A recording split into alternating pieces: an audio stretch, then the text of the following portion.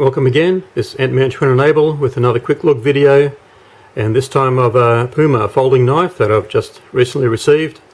This one Puma from Germany, and as I pointed out in another video, you can also get Puma IP, which are made in Spain, and there's another Puma SGB and Puma Tech, which are made in China or Taiwan.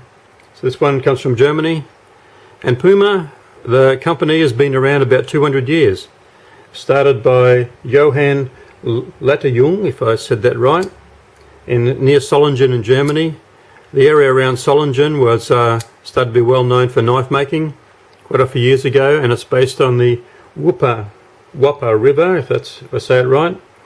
Based on the river because back in those days they used the water power to turn the grinding stones and things like that. Iron ore apparently was mined locally, and they had wood and timber to stoke up the furnaces so they could make the steel. So right through to today, Puma is particularly known for their outdoor hunting knives, and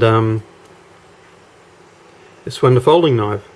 The specs on it: it's 2.95 inches blade, 7.5 centimeter, 3mm blade thickness, and that's 3 millimeters right back here, and then it tapers down towards the end. Closed, 3.74 inch, or about 9.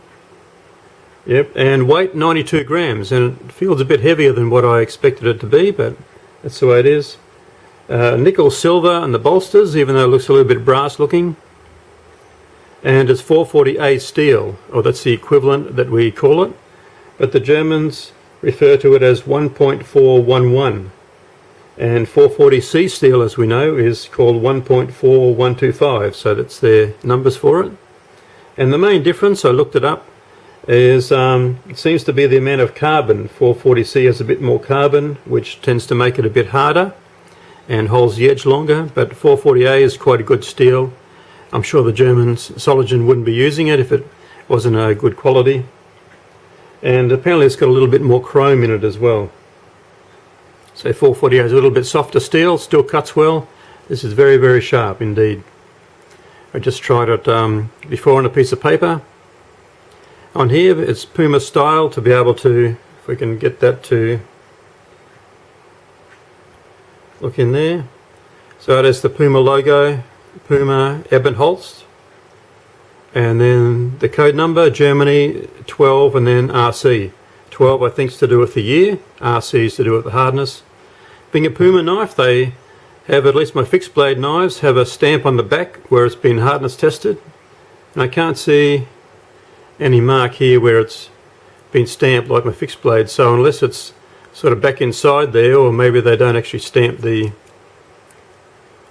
hardness tested on, but they should be tested. It's a back lock. You can see how high the spring's coming up there.